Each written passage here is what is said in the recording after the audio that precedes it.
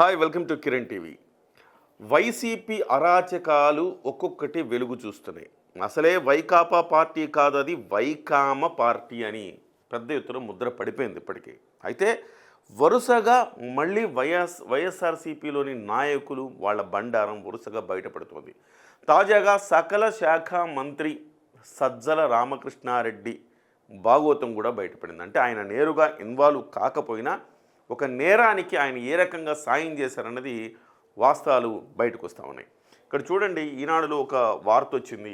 ముంబై నటిని వేధించిన ఐపీఎస్లు, ప్రేమ పేరుతో లొంగ తీసుకున్న కృష్ణా జిల్లా వైకాపా నేత, పెళ్లి చేసుకోవాలని అడిగినందుకు వేధింపులు, సజ్జల ఆదేశాలతో సినీ నటిపై బెజవాడలో అక్రమ కేసు, విమానంలో ముంబైకి వెళ్లిన పోలీస్ అధికారులు, బాధిత కుటుంబం అరెస్టు. అన్ని వేళ్లు సజ్జల రామకృష్ణారెడ్డి నాటి సిపి మీదనే, క్రాంతి రాణా టాటా అలాగే విశాల్ గున్నీల మీద అన్ని వేళ్లు చూపిస్తున్నాయనేది దీని సారాంశం. ఇక్కడ మనం ఆలోచించాల్సింది ఏంటంటే, వైఎస్ఆర్సీపీ మీదనే ఎందుకు ఈ రకంగా జరుగుతుంది అంటే, ఇంతకుముందు ఒక మన ఛానల్లో ఒక అనలిస్ట్ చెప్పినట్టుగా వైఎస్ఆర్సీపీలో కాస్త అరాచకమైన ప్రవర్తన ఉన్నది. అంటే పైనుంచి కూడా కింద వరకు కూడా అదే ప్రవర్తన కనపడుతోంది. ముఖ్యంగా చంద్రబాబు నాయుడు గారు ఇలాంటి విషయాలు జరిగినాయి అనుకోండి, వెంటనే వాళ్ళ మీద యాక్షన్ తీసుకుంటారు, పార్టీ నుంచి సస్పెండ్ చేస్తారు. సో ఇంకొకళ్ళు అలాంటి పని చేయకుండా చేస్తారు. మనం మరి జగన్మోహన్ రెడ్డి గారి ప్రభుత్వంలో జరిగిందా అంటే జరగలేదని చెప్పాలి. గతంలో గోరంట్ల మాధవ్ మీద ఏమైనా చర్య తీసుకున్నారా? లేదు. అంబటి రాంబాబు మీద చర్య తీసుకున్నారా? మంత్రి పదవి ఇచ్చారు. తర్వాత ఇంకొక ఆయన అవంతి శ్రీనివాస్ గారి మీద చర్య తీసుకున్నారా? లేదు. ఆ తర్వాత రోజా గారు, లేకపోతే అనిల్ కుమార్ యాదవ్, లేకపోతే ఈ కొడాలి నాని ఇలాంటి వాళ్ళందరూ బూతులు మాట్లాడితే చర్యలు తీసుకున్నారా? లేదు. బూతులు మాట్లాడిన పోసాని కృష్ణమురళికి పదవి ఇచ్చారు. బూతులు మాట్లాడిన మొన్న పెడన ఎమ్మెల్యే జోగి రమేష్కి మంత్రి పదవి ఇచ్చారు. చంద్రబాబు ఇంటి మీదకి దాడికి వెళ్ళినందుకు ఆయనకి మంత్రి పదవి ఇచ్చారు.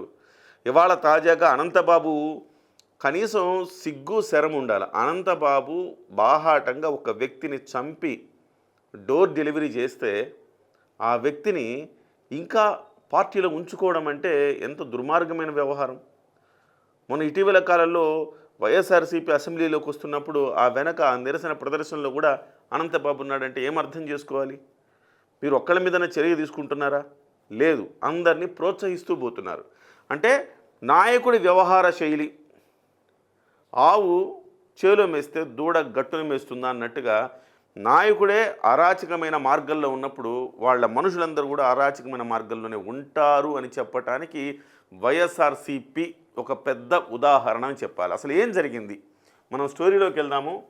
కుక్కల నాగేశ్వరరావు, కృష్ణా జిల్లా పరిషత్ మాజీ చైర్మన్ కుక్కల నాగేశ్వరరావు అనే వ్యక్తి, ఆయన కొడుకు 2014లో పెనమలూరు తరపున పోటీ చేశాడు, ఓడిపోయాడు.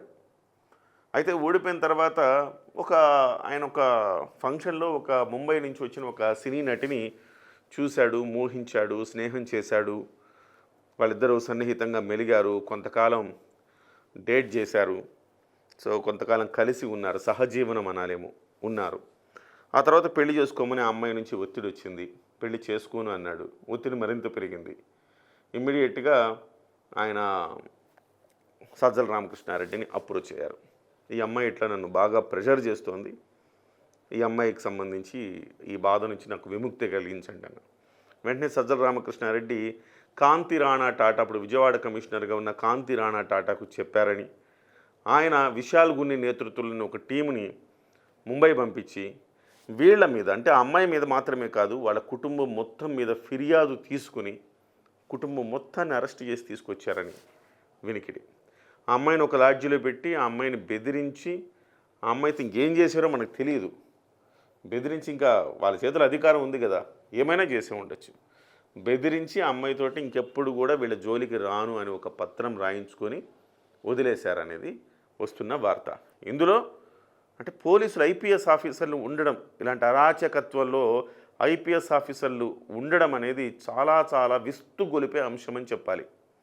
సకల శాఖ మంత్రి సజ్జల రామకృష్ణారెడ్డి, మాజీ సకల శాఖ మంత్రి సజ్జల రామకృష్ణారెడ్డి ఈ వ్యవహారాన్ని దగ్గరుండి నడిపించాడు అంటున్నారు.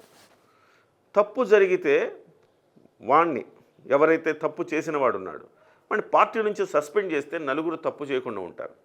అలా కాకుండా వెనకేసుకొచ్చి ఐపీఎస్ని పంపించి వాళ్ళ కుటుంబాన్ని హెరాస్ చేసి అమ్మాయితో బలవంతంగా లెటర్ రాయించుకొని ఇంకా అమ్మాయిని హోటల్ రూమ్లో పెట్టి ఏం చేశారో, కొంతమంది హోటల్ రూమ్లో పెట్టారంటున్నారు కొన్ని రోజులు, కొంతమంది ఇంకేదో గెస్ట్ హౌస్, ప్రభుత్వ గెస్ట్ హౌస్లోనే ఉంచారని చెప్తున్నారు ఇబ్రహీంపట్నంలో. సో మరి ఏం చేశారో ఆ అమ్మాయి వచ్చి మీడియా ముందుకు వచ్చి మాట్లాడితే తప్ప ఈ ఐపీఎస్లు ఏం చేశారో మనకు తెలియదు. వాస్తవానికి ఈ ఐపీఎస్లో అంటే ఐపీఎస్ అంటే ప్రజలకు సేవ చేసేవాడే కావాలి తప్ప ఈ రకంగా ప్రభుత్వానికి ఊడిగం చేసేవాడు కాకూడదు కదా. మరి క్రాంతి రాణా టాటా మీద ఎందుకు ఇన్ని ఆరోపణలు వస్తున్నాయి? అలాగే విశాల్ గున్ని మంచి అధికారిగా పేరుంది. నాకు తెలిసి తెలుగుదేశం ప్రభుత్వంలో క్రాంతి రాణా టాటా గారు కావచ్చు, విశాల్ గున్ని గారు కావచ్చు, డైనమిక్ ఆఫీసర్స్గా పేరుంది వాళ్ళకి. వాళ్ళు నేను కూడా కాస్త సన్నిహితంగా ప్రభుత్వంలో ఉన్నాను. ఆ రోజు ఉన్నప్పుడు నాకు తెలుసు వాళ్ళు చాలా dynamic officers, young officers, dynamic officers అని నేను అనుకునేవాడిని. అసలు చాలా స్మార్ట్గా ఉంటారు కూడా వాళ్ళు. అలాంటి ఆఫీసర్సు ఇవాళ చేసిన పనికి అందరూ ముక్కున వేలేసుకుంటున్నారు.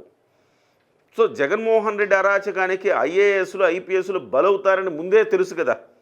2019, 2009 తర్వాత అనేక మంది, శ్రీలక్ష్మి లాంటి వారు గొప్ప ఐఏఎస్ ఆఫీసర్, ఆమె లాంటి వాళ్ళు ఎలాంటి స్థితికి వెళ్ళిపోయారు మనం చూస్తూ ఉన్నాం. అలాగే అనేక మంది ఆ రోజు కేసులు ఎదుర్కొన్నారు. చాలామంది మీద ఇంకా కేసులు నడుస్తూనే ఉన్నాయి. అలాంటి ఐఏఎస్ ఆఫీసర్లు ఇబ్బందులు పడ్డారు, ఐపీఎస్ ఆఫీసర్లు ఇబ్బందులు పడ్డారని తెలిసి కూడా మళ్ళీ వీళ్ళు జగన్మోహన్ రెడ్డి ట్రాప్లో ఎట్లా పడ్డారో నాకు అర్థం కావట్లా. జగన్మోహన్ రెడ్డి అంటేనే ఒక అరాచక శక్తి. అలాంటి అరాచక శక్తికి పావులాగా ఎట్లా ఉపయోగపడ్డారు ఈ ఐపీఎస్ ఆఫీసర్లు? ఖచ్చితంగా దీని మీద ఎంక్వైరీ చేయాల్సిందే. అలాగే సకల శాఖ మంత్రి ఏం ఆదేశాలు ఇచ్చారు, ఎలా వచ్చారు, ఆ అమ్మాయిని తీసుకొచ్చి దీని మీద విచారణ చేస్తే ఖచ్చితంగా తెలుస్తుంది. కేవలం దీన్ని ఇట్లా పేపర్లలో వార్తలకు లేకపోతే మాలాంటి యూట్యూబ్ ఛానల్స్లో వార్తలకు మాత్రమే పరిమితం చేయకుండా ప్రభుత్వం దీని మీద అధికారం ఉంది. ఇవాళ కూటమి అధికారం ఉన్న ప్రభుత్వం ఖచ్చితంగా వాళ్ళని తీసుకొచ్చి ఆ కుటుంబాన్ని తీసుకొచ్చి ఆ కుటుంబానికి జరిగిన అన్యాయాన్ని ఎక్స్పోజ్ చేయాల్సిన బాధ్యత కూడా ఈ ప్రభుత్వానిదే. కేవలం వాళ్ళు మంచోళ్ళు కాదు అని చెప్పడం కదా, నిరూపించాలి మంచోళ్ళు కాదని. ఇలా 4 కథనాలు వచ్చిన తర్వాత 5వ కథనంకి విలువ లేకుండా పోతుంది. మీరు వెంటనే చర్య తీసుకుంటే తప్ప విలువ రాదు. క్రాంతి రాణా టాటా గారి పాత్ర ఏంటి, విశాల్ గున్ని గారి పాత్ర ఏంటి, అలాగే కుక్కల నాగేశ్వరరావు కొడుకు విద్యాసాగర్ పాత్ర ఏంటి, సజ్జల రామకృష్ణారెడ్డి గారి పాత్ర ఏంటి? ఇంకొక మాట కూడా వినిపిస్తోంది, ఒక పారిశ్రామికవేత్త కొడుకు ఆ అమ్మాయిని బలవంతం చేశాడు అనే అంశంలో కూడా వాళ్లకు అక్కడ ముంబైలో సెటిల్మెంట్ చేసుకోకుండా ఆంధ్రప్రదేశ్లో ఈ పోలీస్ అధికారుల సమక్షంలోనే ఆ వ్యవహారాన్ని కూడా సెటిల్ చేశారని చెప్తున్నారు. ఎవరెవరికి డబ్బులు ముడుపులు చేతులు మారాయి, అలాగే ఎవరెవరు అమ్మాయి పట్ల అసభ్యంగా ప్రవర్తించారు తదితర వివరాలన్నీ కూడా బయటకు తీయాల్సిన బాధ్యత ఇవాళ ఈ ప్రభుత్వం మీద ఉంది. దీని మీద వెంటనే ఒక ఎంక్వైరీ కమిషన్ వేసి నిజాలు నిగ్గు తేల్చాలి. లేదంటే ఇవన్నీ అబద్ధాలు అనుకునే ప్రమాదం కూడా ఉంది.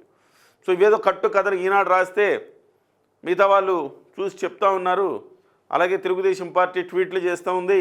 తెలుగుదేశం పార్టీ అఫీషియల్ సైట్లో ట్వీట్లు చేస్తున్నారు. నారా లోకేష్ గారు ట్వీట్లు చేస్తున్నారు. ఇవి పనికిరావు, మీరు చర్యలు తీసుకోవాల్సిన అవసరం ఉంది. ఇప్పటికే తాత్సారం జరుగుతోంది. వెంటనే ఇలాంటి వాళ్ళ మీద ఉక్కుపాదం మోపాల్సిన అవసరం ఉంది. చాలా విస్తుగొలిపే అంశాలు ఇవన్నీ కూడా. సో నాయకుడు ఎలా ఉంటే వాళ్ళ కింద జనం అలానే తయారవుతారు. దానికి ఉదాహరణ ఈ అరాచకమైన వైకాపాలో వైకామా పార్టీగా అది మారిపోయింది. ద్వారంపూడి చంద్రశేఖర్ రెడ్డి బాగోతాలు కూడా త్వరలోనే బయటకు వస్తాయని చెప్తున్నారు. మరి అక్కడేమి ఉన్నాయో, అలాగే ఇంకా ఎన్ని బాగోతాలు మనం చూడాల్సి వస్తుందో కూడా మనకు తెలియదు. కాబట్టి వెంటనే చర్యలు తీసుకోవడం అనేది ప్రభుత్వ బాధ్యత.